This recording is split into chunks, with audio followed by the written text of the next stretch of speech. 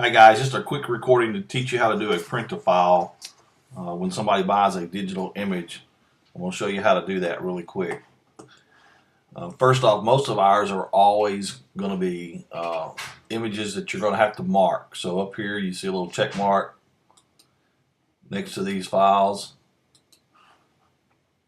Those are the ones that you're wanting to give to the customer that are their files. Typically when we're shooting with barcodes, their images will be up here. So if they bought all of them, you can go right here to image and say mark all, and it'll mark all of them for you.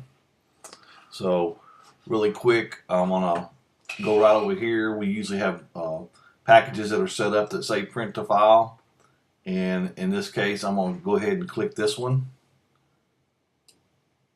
and I'm just wanting one, and it's going to start processing those. And if I was to open up my processor down here, you would see it actually putting those images in there. And you can notice some of them aren't sized right or not green screen images, so you'll see those in there. And you won't see this when you're sending the print to file. You'll only see this if you open up the processor down here. I was just showing you how it works. But I'm going to let it finish up. And it's done now. We'll go back to the TEPS main operation screen here. And if you go to your Finder, all of our computers will have a print to file folder on them. I think Monty has his up at the top, like way up here, and I may move all mine up there too. That makes sense. And when you click on that print to file folder, make this bigger. Close this up a little bit.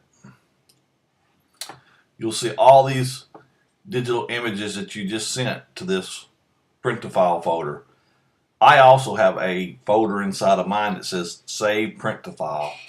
You don't need that one, but what you would do is you would select all these images, and like I said, the best thing to do is look at their images before you give it to them. You can just do the arrows left and right,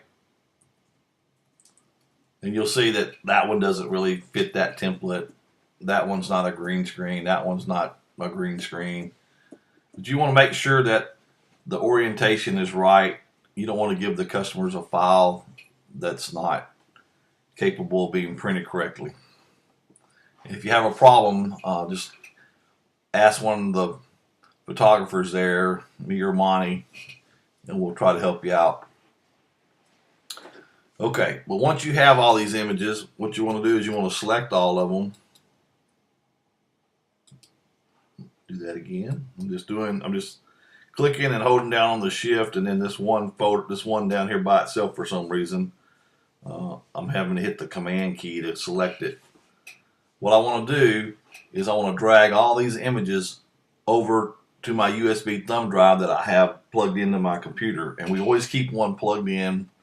After we sell one, we just plug a new one in, and all of them may be named something different. You'll just have to watch as you plug them in. This one here happens to be called Store and Go, and I'm going to drag it over there and release it, and you'll see up here it's writing those images to that USB thumb drive. And then I always go there and I look in that thumb drive just to make sure all the images are there, and they are. And then it's really important to eject this disk. You just hit this little button and it'll eject it.